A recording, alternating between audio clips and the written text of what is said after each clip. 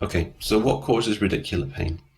I find all this stuff, in terms of the actual causes, a little bit boring, so we'll kind of race through it. But it's the usual stuff that you might expect. Smoking's bad, obesity, manual work does sort of predict radicular pain, and these are probably the two main reviews, Pereira and Cook, to look at. I think there's a little bit about mental stress and poor job satisfaction, but the sort of psychosocial, if you like, predictors, there's much less evidence on that. There's a sort of absence of evidence of that stuff, as far as I can tell. Whereas we know it's quite important in low back pain.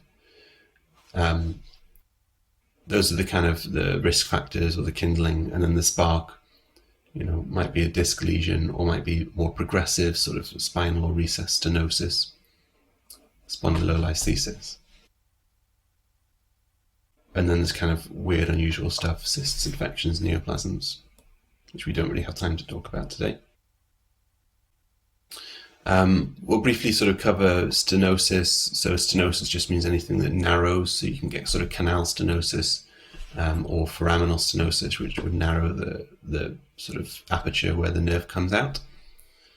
And that's obviously to do with kind of aging and sort of degenerative change.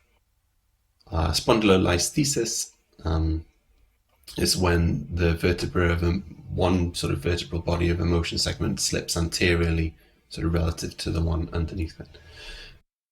And this is, I'd always kind of wondered what the grades were about, but grade 1, 25% or under, and grade 2, 25 to 50%, and so on.